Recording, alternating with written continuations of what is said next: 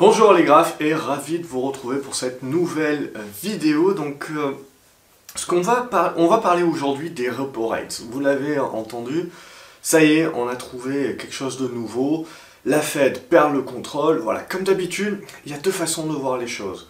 Soit on s'enferme dans le prisme de voir le verre à moitié vide constamment pour pouvoir justement essayer de trouver le déclencheur de la prochaine crise. Soit on essaye de prendre du recul, d'essayer de ne pas tomber dans ces théories, etc.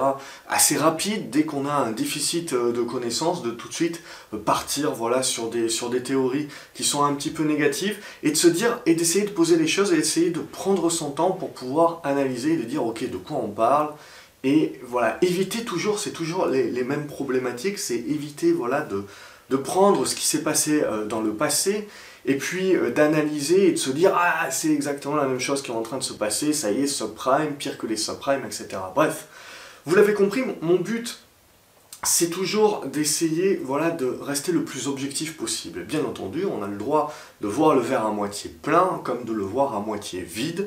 Moi, je vais vous proposer une opinion et une vue de ces repo rates, et de potentiellement, est-ce qu'ils sont annonciateurs d'une crise ou pas.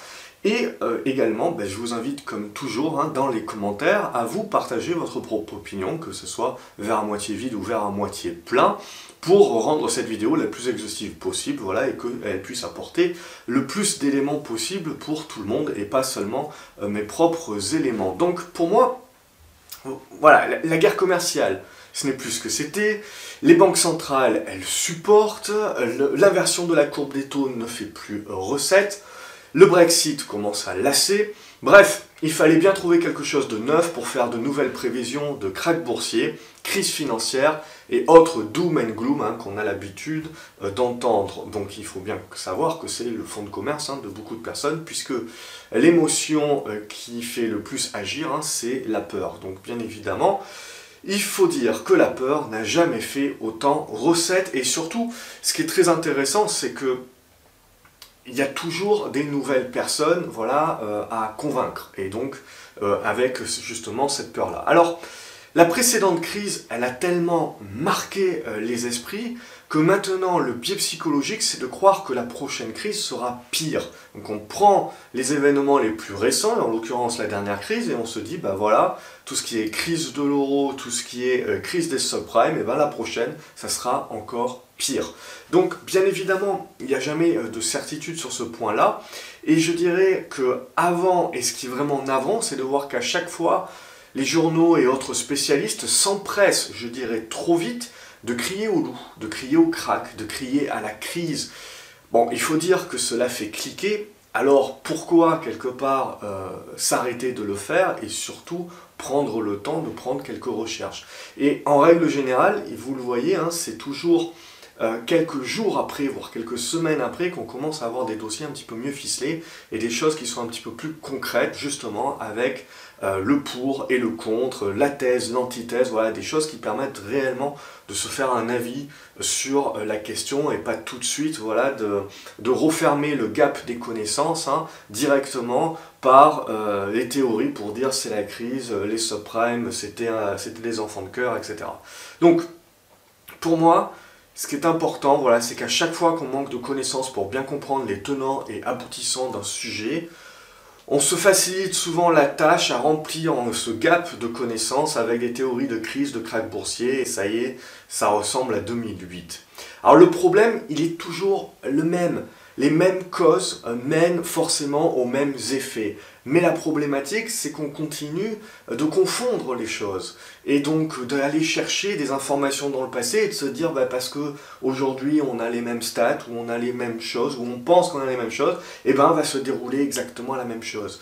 Et ça, pour moi, c'est clairement une erreur. Pourquoi ? Parce que le contexte change, l'environnement change. Et donc ça, il faut le prendre en considération également, et pas aller trop vite en besogne, justement. Et justement, le contexte depuis 2008, il a quand même bien changé. Ce qui ne veut pas dire que l'on ne tombera pas, bien entendu. On tombera, très certainement, mais d'une manière différente de la précédente fois. Le problème du crédit, c'est quand la garantie est utilisée, elle est basée sur du vent. Les repo rates se sont emballés en 2008 également, justement pour cette raison. Mais la crise n'a pas démarré des repo rates, la crise a démarré des subprimes, où on a découvert justement que ce qu'on pensait garanti sur finalement du solide était garanti sur du vent. Et donc forcément, la conséquence, c'est que les repo rates explosent. Et là, à aujourd'hui, on a également une perte de contrôle de la Fed sur les repo rates, mais quelle est la cause? C'est pas les subprimes, c'est pas des garanties sur du vent, ou encore, pour le moment, c'est en tout cas, c'est pas sorti du placard. Donc pour le moment, on peut pas juger ça. Donc c'est important d'éviter de le faire et d'éviter d'anticiper.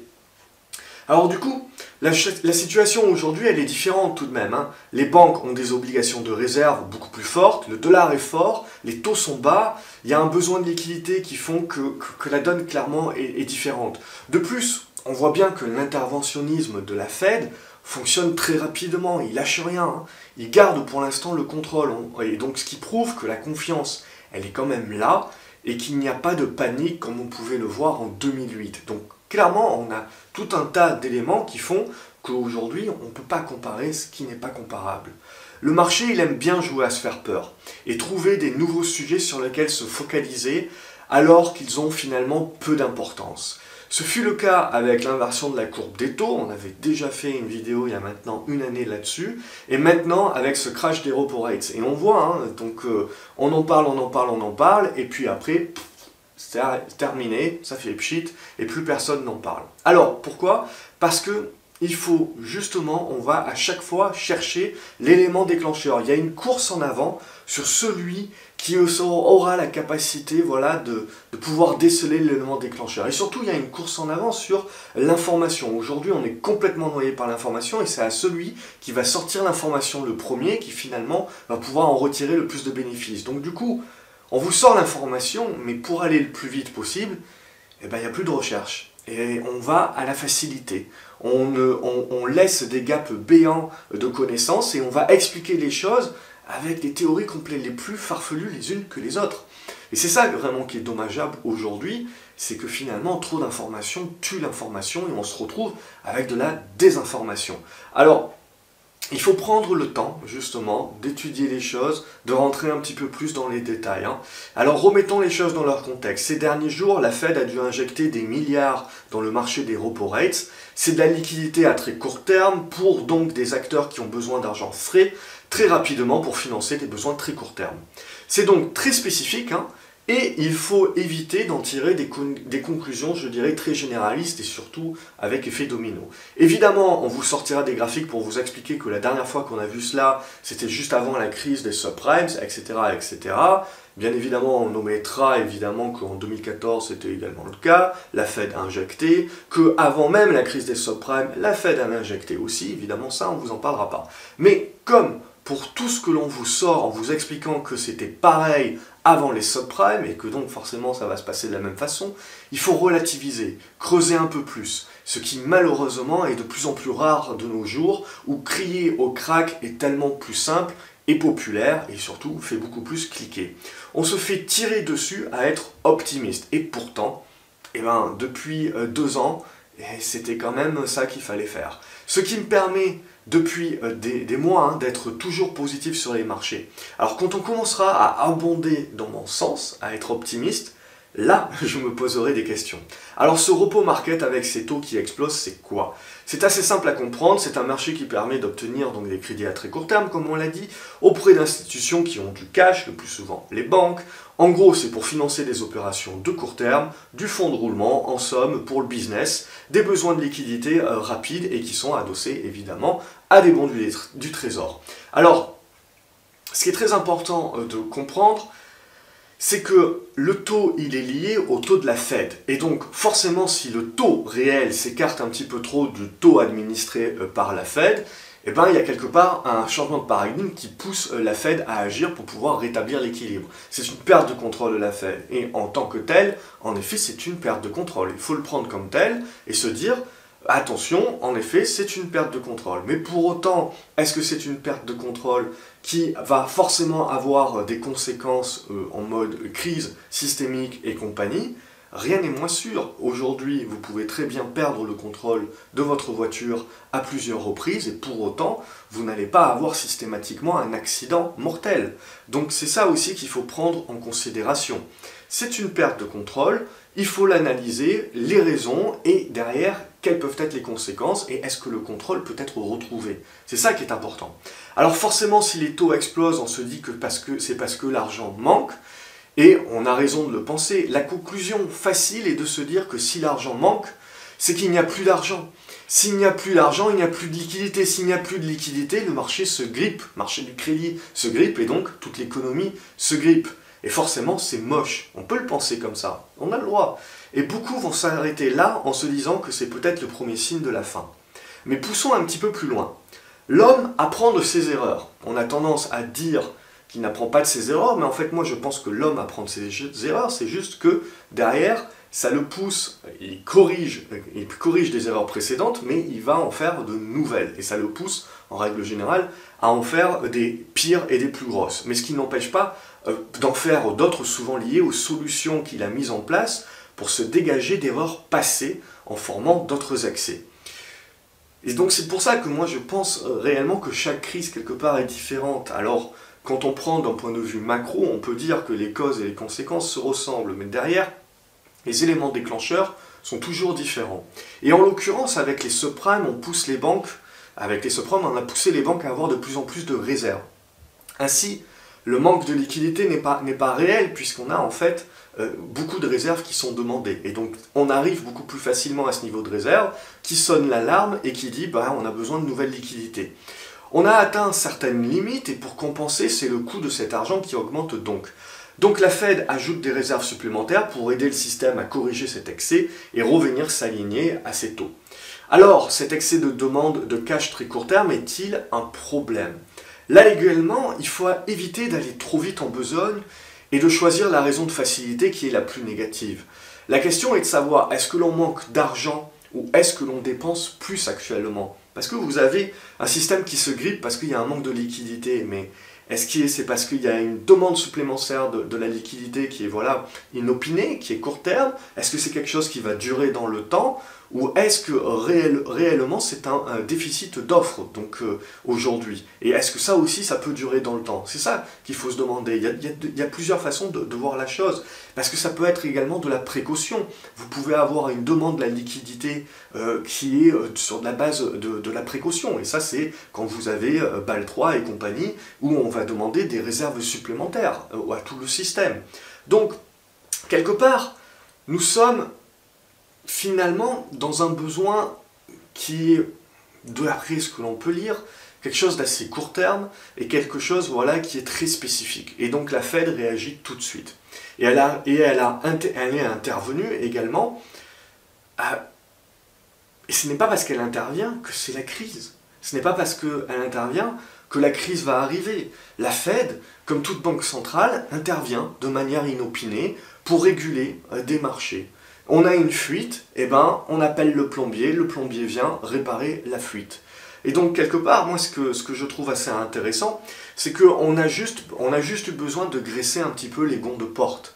Et la Fed, avec son ajout de réserve, elle représente justement cette graisse.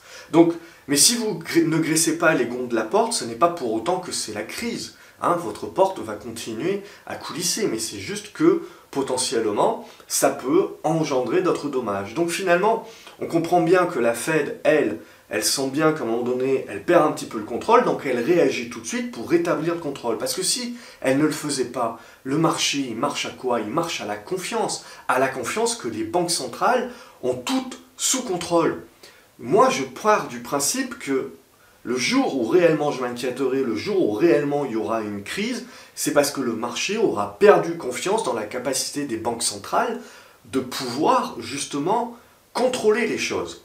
Et ce jour-là, il faudra faire attention et ce jour-là, on pourra parler de crise et on pourra se dire qu'on est en train d'arriver dans quelque chose. Mais pour autant, on ne pourra pas conclure que ça sera quelque chose qui sera pire que les subprimes. On ne pourra pas conclure justement que c'est quelque chose qui va derrière être une bulle et une explosion d'une bulle telle que l'on ne l'aura jamais vue. À titre personnel, je pense beaucoup plus justement que la crise que l'on risque de voir sera plus finalement une crise que je pense court terme, une crise qui sera plus ressemblante à quelque chose qu'on a connu dans les années 2000, plus que à 2008, et que surtout, je pense que cette crise en cachera une autre.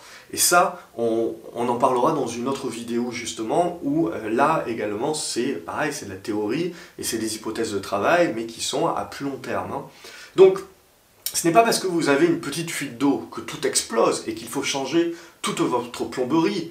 Combien de fuites d'eau avez-vous réussi à réparer avec un simple patch chez vous sans pour autant avoir toute la plomberie, faire sauter toute la plomberie? C'est ici la même chose. Le marché a eu une petite fuite et on répare rapidement, pour l'instant, sans heurts. Ce qui ne veut pas dire que la petite fuite ne va pas engendrer d'autres petites fuites. C'est ça. Mais là, il faut du temps et il faut attendre. Et je pense qu'il ne faut pas anticiper. Donc, de plus, les marchés n'ont pas du tout réagi. Ce qui prouve bien que contrairement aux journaux spécialistes qui ont besoin d'exister et de vous vendre un pack de survie anti-crise, les investisseurs, eux, ne paniquent pas, car ils comprennent que ce crack des repo rates, pour l'instant, n'est rien. Et jusqu'à preuve du contraire, il n'est rien. C'est une classique relation d'offre et demande. Il y a un déficit d'offre par rapport à une demande accrue, alors la Fed va faire en sorte de fournir l'offre pour garder les taux sous contrôle le temps nécessaire. Ce n'est que si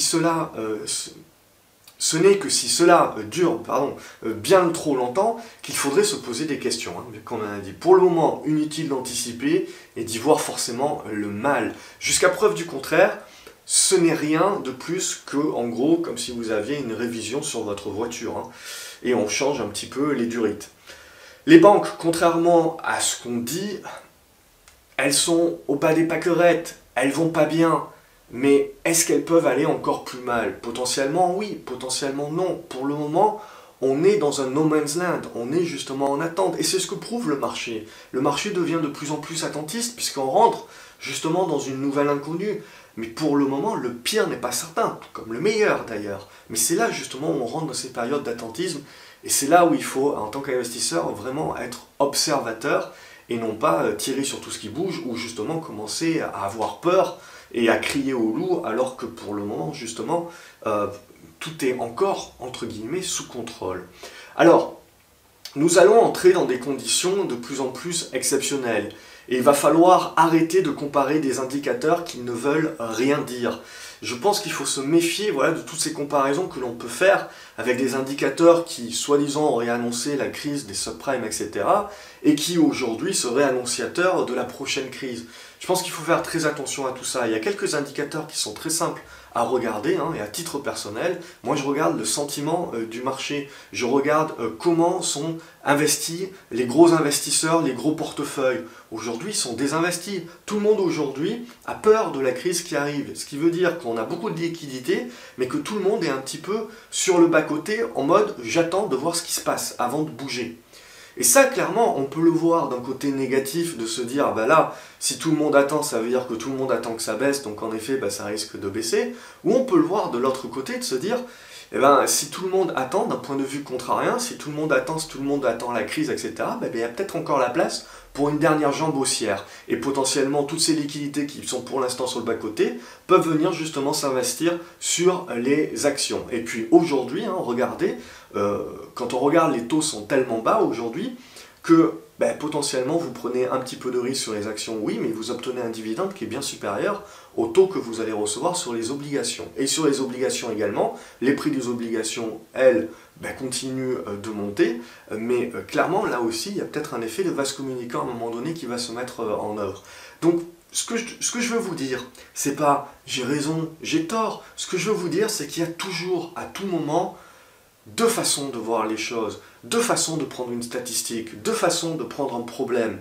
Et c'est vous qui avez la décision et c'est vous qui décidez. Moi, je pars du principe que il faut éviter d'anticiper et il faut rester pragmatique, le plus pragmatique possible et éviter d'être trop optimiste ou au contraire trop pessimiste. Le but, c'est d'essayer de voir à chaque fois les thèses, les antithèses et d'essayer de se dire et de se préparer, ok très bien, qu'est-ce que je vais faire moi dans ma gestion du risque? Quelles sont les hypothèses de travail que je vais privilégier? On aura l'occasion d'en reparler dans d'autres vidéos. Donc du coup, moi je pars du principe que le jour où la Fed perd réellement le contrôle, et le marché perd réellement confiance dans les banques centrales et leur capacité à reprendre le contrôle, eh ben on le saura. Le marché nous le dira. Et on le saura bien assez tôt pour pouvoir justement faire la rotation des portefeuilles, pour justement protéger les portefeuilles, pour justement vendre certaines positions, etc. et changer un petit peu l'allocation d'actifs. Et moi je pars du principe que le marché nous annonce toujours ça bien assez tôt. Ça va pas du jour au lendemain. Alors oui, vous allez me parler de 1987. Mais statistiquement, c'était quoi? C'était une occasion. Des flash crash, des machins, des trucs, très bien, ça peut toujours arriver, en effet. Mais je vais ressortir cette phase de Peter Lynch, qui pour moi est la plus importante dans ces périodes-là que nous sommes en train de vivre. C'est que vous avez plus d'investisseurs qui ont perdu de l'argent à anticiper et prévoir justement la prochaine crise ou la prochaine récession ou la prochaine correction de marché, que finalement l'argent qu'ils auraient perdu s'ils étaient restés pleinement investis et qu'ils avaient subi la crise, la récession ou la correction de marché. Ce qui veut bien dire que l'anticipation, c'est mal et que le marché nous donnera les indications justement de son retournement bien en avance de phase. On aura bien la capacité avant de pouvoir justement réagir. Alors je pense que le message clé, il est bien ici, hein, et que peu importe ce qui se passe, ce que l'on voit, c'est que les banques centrales, elles sont dans un interventionnisme. Et on voit, ça réagit au quart du tour. Elles laissent rien passer. Donc ce qui est vraiment très important, c'est que, pour moi, c'est la confiance dans les banques centrales. Tant que les marchés ont confiance dans les banques centrales, je ne vois pas ce qui peut ébranler le marché. Dès que le marché perdra confiance dans la capacité justement des banques centrales de prendre les bonnes décisions et de faire ce qu'il faut et de garder le tout sous contrôle, là, on aura un problème. Jusqu'à ce que ça arrive, pas d'anticipation. Pour moi, c'est fort heureusement, hein, et dans quelques temps, je pense que cette histoire de repo rate, tout le monde aura plus ou moins oublié, ça tombera dans l'oubli, et puis il faudra attendre très certainement, hop, qu'on reprenne un petit peu de la crise avec un nouveau déclencheur, et puis certainement on reparlera des repo rates derrière. Mais du coup, pour moi, hein, c'est cet engrenage qui est que l'on va toujours chercher une nouvelle histoire, un nouveau déclencheur à la crise qui arrive.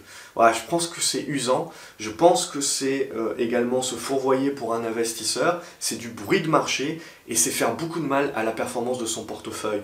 Donc essayer de réduire le bruit de marché, essayer justement de justement suivre le marché. Le marché nous donnera les indications en temps et en heure.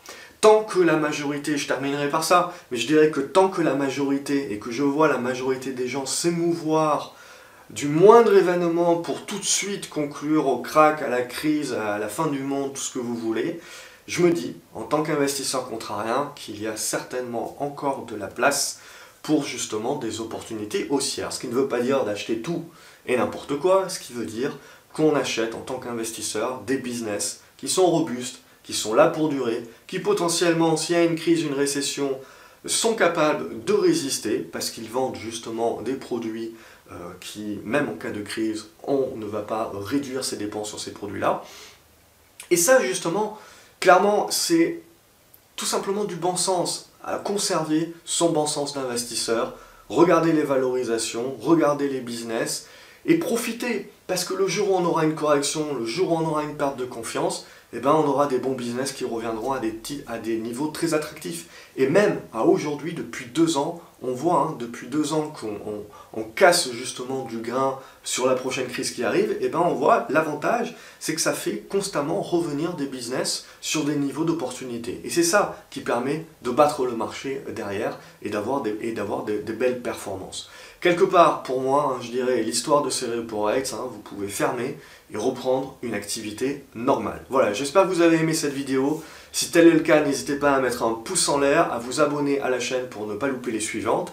Et puis je vous attends dans les commentaires, peu importe votre point de vue également, n'hésitez pas à partager votre avis, ça permet de rendre cette vidéo la plus exhaustive possible pour toutes les personnes qui la visionnent et qui donc liront les commentaires. À la prochaine, salut les graphes!